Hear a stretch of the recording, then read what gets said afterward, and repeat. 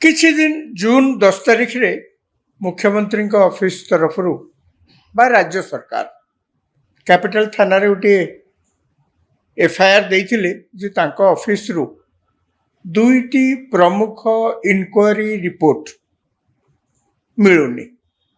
से inquiry report दुईटी कौन ना गोटे हूँ स्वामी लखनानंद सरस्वती हत्याकांड संपर्क जुडिशियल इनक्वारी कमिशन जो होता ता रिपोर्ट एवं भुवनेश्वर रे सम हॉस्पिटल जो अग्निकांड होता से संपर्क जो प्रशासनिक इनक्वारी रिपोर्ट ये दुईटा रिपोर्ट चीफ मिनिस्टर दफ्तर रु मिलू नाही बोलिकी पुलिस रे कंप्लेन दिया जायतिला। ये कंप्लेन दबार पृष्ठभूमि यह हूँ 2024 रे बीजेपी सरकार आसला परे पुराना सरकार समय जहाँ जहाँ सब कागज पत्र से सब थिला बर्तमान से सब नुआ सरकार आसला परे नुआ लोक हाथ को गला तार भितर देखागला जे ये दुईटी फाइल मिसिंग। नियम दृष्टि सरकार जाकि पुलिस रे कंप्लेन देले अवश्य सी गोटे भिन्न चर्चा से आरंभ होता जे 2 वर्ष पर सरकार एक कथा मन पड़ा केमिति तो आसले 2 वर्ष है क्षमता को जदि बा किछि को फाइल मिसिंग हो जाइछि गायब हो जाइछि बा तार किछि पत्ता मिलुनी सरकार तो सेतेबेले या ऊपर छानबीन करथांते एवं जदि बा किछि पुलिस रे कंप्लेन दबार थिला सेतेबेले देथांते तेबे से जाऊ आज आलोचना रे तार किछि प्रासंगिकता नहीं तेणु मुझे बेसी किसी कहवाक चाहूनी मोर केवल कहवा कथा जे अल्प दिन गैप पर से आलोचना पर बर्तमान किसी दिन थमी जाइथिला एबे एई फाइल गायब घटना पुणी थर चर्चा को आसी चर्चा को आसवार गोटे निर्दिष्ट कारण अच्छी या भितर पुलिस इनक्वारी तो आरंभ होइछि। पुलिस बीएनएस रो विभिन्न दफारे केस रुजु कर सारा पर इनक्वारी करुच्ची एवं पुलिस पक्षर गला किछि दिन धरी जहाँ आम देखी आसुचे सेतेबेले जे सब वरिष्ठ आईएएस ऑफिसर थिले बा मुख्यमंत्री दफ्तर रे किंबा होम डिपार्टमेंट रे जो माने सब बड़ बड़ ऑफिसर थिले तांको पाखु पुलिस समन जाइछि जे आपण एई केस बाबद रे एई घटना बाबद रे जहाँ किछि आपण पाखे तथ्य अछि आपण हमकु प्रदान करंतु कहीं इनक्वारी से गुड़िक कैमेरा आसीबो। ये जो मानक पाखु पुलिस समन जाइछि तांको भितरे आमे देखिछे जे सेतबेले जे आईटी सेक्रेटरी थिले मनोज मिश्र आ जन वरिष्ठ आईएएस ऑफिसर राजेश वर्मा उपेंद्र पाढ़ी एमानक पाखु मध्य जाइछि। राजेश वर्मा या भितरे आसीबार थिला किंतु से पुलिस पाखे हाजर हो ना जहाँ वक्तव्य रखा कथा ताको से पुलिस पाक आसी ना हूँ तो परवर्ती समय आसवे सी आसवे ना बोली ए प्रकार कौन सूचना मिलूना किंतु ये समस्त भितर जहाँ मुझे कहली पुणी चर्चा को आसी घटनाटी कहीं ना पुलिस पक्षर गोटे समन सेतेबेले जो मुख्यमंत्री प्राइवेट सेक्रेटरी थिले VK पांड्यान तांकु मध्य जाइछि। ये प्रश्न उठी पारे एत लोक पाखु पुलिस समन गला तांको बाबद तो कहीं कहीं बेसी चर्चा करूना खाली खबर जी बाहर कथा से बाहर आउ तो किसी चर्चा नहीं। VK पांड्यान बाबद एत चर्चा कौन पे चर्चा कौन तो कौन नोटिस जाइछि VK पांड्यान को VK पांड्यान को पाखु नोटिस जाइछि जे तांको 25 तारीख रे आसी पुलिस पाखरे हाजर होवा पे समन जाइछि एवं तांको कहा जाइछि जे एसीपी जोन भुवनेश्वर जो एसीपी जोन 1 तांकरी ऑफिस रे दिन 11टा बेले हाजर होवा पे कहा जाइछि जुलाई 25 तारीख दिन एवं एकता मध्य से समन ने लिखा जाइछि जे तांको पाखरे एई केस संबंधी जो फाइल गायब एई संबंधी जदि किछि डॉक्यूमेंट्स थाए रेकॉर्ड्स थाए इलेक्ट्रॉनिक डिवाइसेस किछि थाए जोटा कि यही तदंत रे साहाय्य करिबो से सब को आनिबा पाई पुलिस पक्षर समन्वय अनुरोध कराई। वर्तमान कथा होछि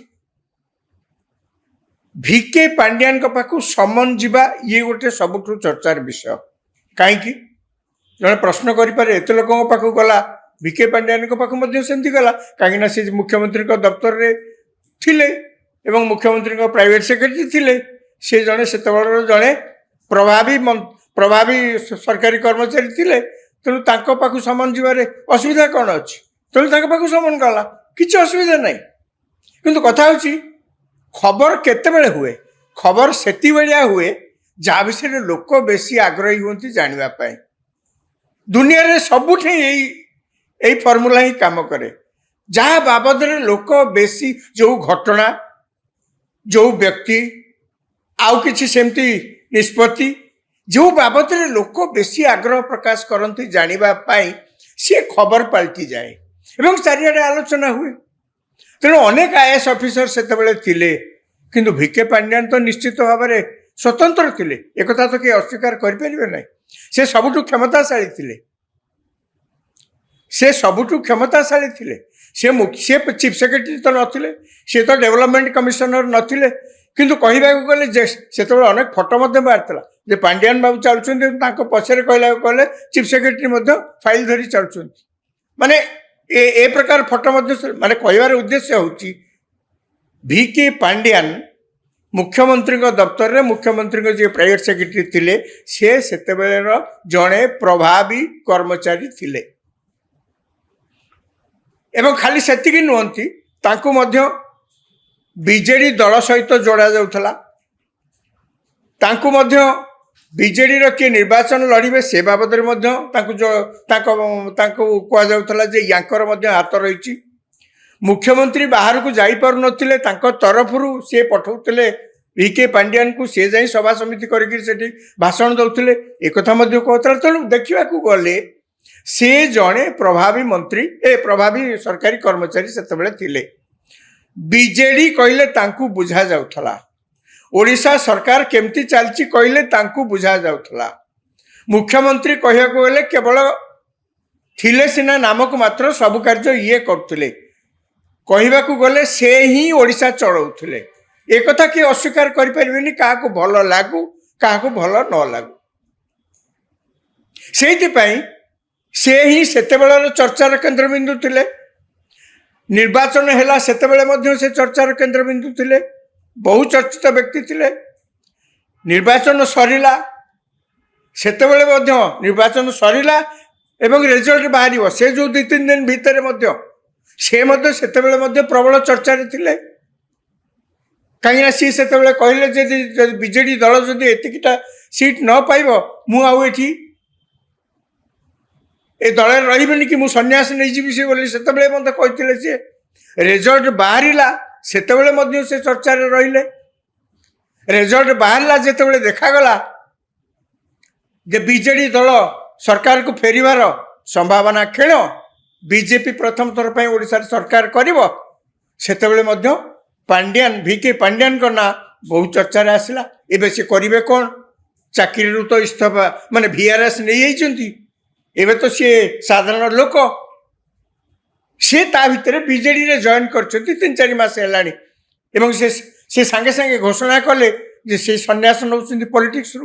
ମାନେ କହିବାର କଥା ହେଉଛି ଜଣେ ବ୍ୟକ୍ତି ଯେ ଜଣେ IAS ଅଫିସର ଥିଲେ, ସିନିୟର IAS ଅଫିସର, ଓଡ଼ିଶା ସରକାରଙ୍କ ଅଣ୍ଡରରେ କାମ କରୁଥିଲେ, ସେ ତାଙ୍କର ସେତେବେଳେ କେତେ ପ୍ରଭାବ ଥିଲା। ତେଣୁ ଜଣେ ପ୍ରଭାବୀ ବ୍ୟକ୍ତି ହେଲେ ଚର୍ଚ୍ଚା ତ ହବ।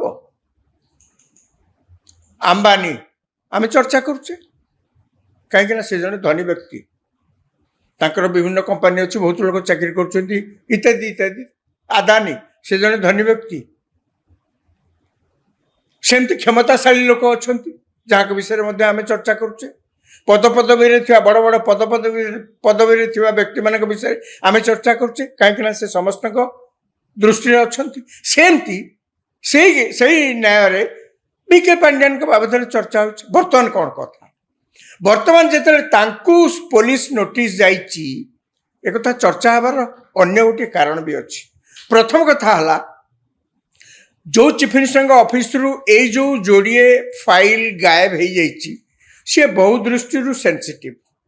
ତା ଭିତରେ ଏଭଳି କିଛି, ସମସ୍ତେ ଯାହା ଆଶଙ୍କା କରୁଛନ୍ତି, ତା ଭିତରେ ଏଭଳି କିଛି ତଥ୍ୟ ଅଛି, ହୁଏତ ସେତେବେଳେ ଯଦି ସେ ସରକାର ତାକୁ ସାର୍ବଜନୀନ କରିଥାନ୍ତେ, ଯେତେବେଳେ ଏଇ ରିପୋର୍ଟ ଦାଖଲ ହେଲା, ସେତେବେଳେ ହୁଏତ ସରକାରଙ୍କ ପାଇଁ ବହୁତ ଅଡୁଆ ପରିସ୍ଥିତି କାଳେ ସୃଷ୍ଟି ହେଇଥାନ୍ତା ବୋଲିକିରି ବର୍ତ୍ତମାନ ସମସ୍ତେ ଆଶଙ୍କା କରୁଛନ୍ତି। ସେଇଥିପାଇଁ ତ ସେ ରିପୋର୍ଟକୁ ସେତେବେଳେ ସାର୍ବଜନୀନ କରାଗଲାନି ଏବଂ ସରକାର ଯେତେବେଳେ ବଦଳିଲା ସେ ଲୋକ ଗଲେ ଆଉ ନୂଆ ଲୋକ ଆସିଲେ, ୟାରି ଭିତରେ ସେ ଫାଇଲ ଦୁଇଟା କୁଆଡ଼େ ହଜିଗଲା।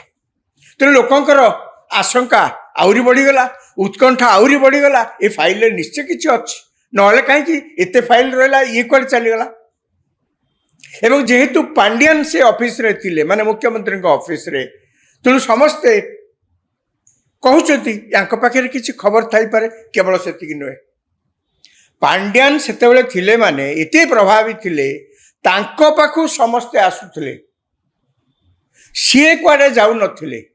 ସିଏ ଯେଉଁଦିନ ବିଜେଡ଼ିରେ ଜଏନ୍ କଲେ ତାଙ୍କ ପାଖକୁ ସମସ୍ତେ ଯାଇକରି ସେଠି ତାଙ୍କୁ କଂଗ୍ରାଚୁଲେସନ୍ସ ଜଣେଇଲେ ଏବଂ ସିଏ ଯେତେବେଳେ କୁଆଡ଼େ ଯାଉଥିଲେ ତାଙ୍କ ନିର୍ଦ୍ଦେଶରେ ସବୁ କାର୍ଯ୍ୟ ହେଉଥିଲା।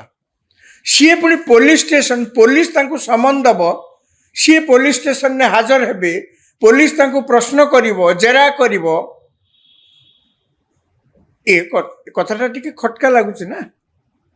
ତେଣୁ ସେଇଥିପାଇଁ ସମସ୍ତେ ଚର୍ଚ୍ଚା କରୁଛନ୍ତି ଯେ ପାଣ୍ଡିଆନ୍ ଯିବେ ପୋଲିସ ଅଫିସ, ପୋଲିସ ସମନ କରିଛି ପାଣ୍ଡିଆନକୁ, ସିଏ ଆସିବେ, କେମିତି ଏଇଟା ହେବ।